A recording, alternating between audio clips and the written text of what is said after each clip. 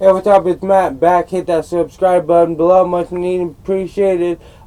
Share this, spread this. I want to talk about homelessness today, and I want to talk about what's going on and why nothing's being solved, and what's going on, why it's gotten so bad, why it is the way it is today.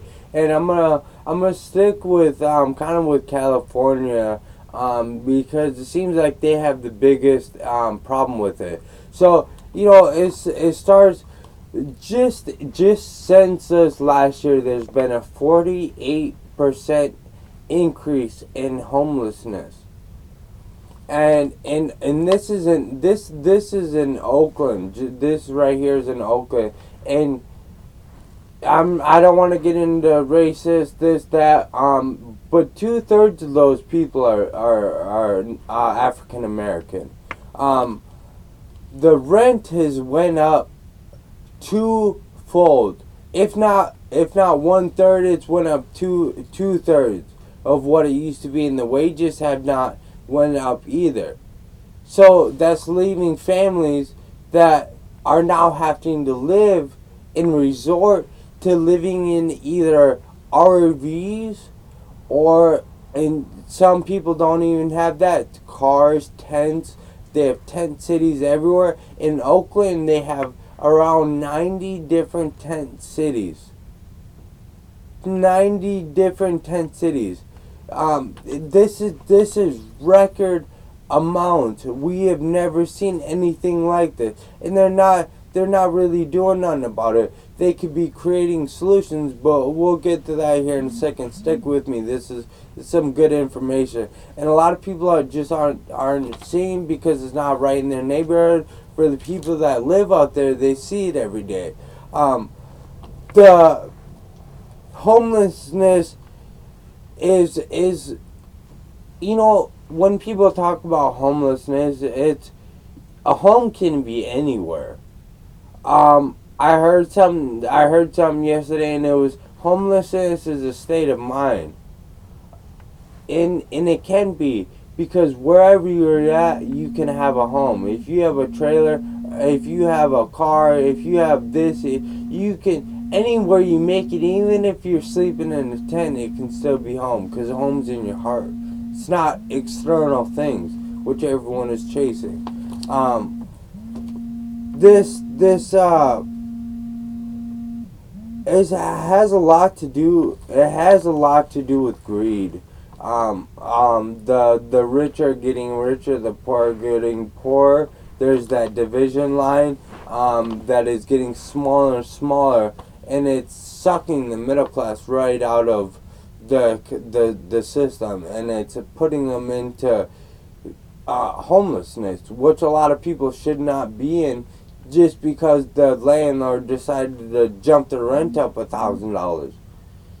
It's not right. This is, there is something bigger going on behind it all, but this is just a symptom of everything. The jobs have not went up. They're not working on getting people into housing. They put them in shelters, and the goal for shelters is to help them get into housing. Now they're putting them in these shelters and then kicking them out after so long, saying you can't come back for this long. They're not providing them with adequate housing options. They're not helping them with finding different resources, if they have the resources, if they're even trying to. Right now, there's over 80-some thousand people in LA County itself that are homeless. 84,000 people. The numbers speak for itself. It's a crisis. And a lot of people say, "Oh, these people are homeless. They messed up their life. They didn't do the right thing." A lot of these people are good people that went through some hard things in life, that a lot of people just look past them and look at them like they're nothing. And a lot of it does have to do with drug addiction. And a lot of people get caught up in drug addiction and lose everything. But there's also mental illness that keeps people from doing what they can do, and there's not the resources out here that they're just giving them pills and saying, here, let's see if this makes you better. And so this all has to do with the housing crisis that is going on, with the homelessness crisis. Because there's hundreds and hundreds and hundreds of empty apartments that are just sitting there. It's they're making it now. They're criminalizing the people, and up to a $1,000 fine and 6 months in jail for not having a home. Now they're criminalizing it. So now you can go to jail if you don't have a home. You get out of jail, you don't have a home. You're homeless. They don't give you the adequate opportunities to get into a place, so you're right back in the same situation. It's a vicious cycle, and something needs to happen. The mental illness. A lot of people are on SSI, and I was hearing, they were able to afford it 2 years ago, a place to live with SSI. Now that they're jacking the rent up, they can't do that. So what happens? They're on the street. They can't afford to live in a house if they want to eat, period. So they have to find different means, which is living on the streets in RVs, tents, cars, which is not being criminalized. And they're moving these people to different areas and just shipping them out, and it's mind-boggling that they don't have a better solution for this with all the resources, with all the money that they have, that they can't find something. I get there has been in Oakland County, there's been a 71% increase in robberies in the last year. A 71% increase in robberies. A 73% raise in aggravated assaults. What is going on? People are getting frustrated. They're leaving them people with no hope and they're having to try to survive.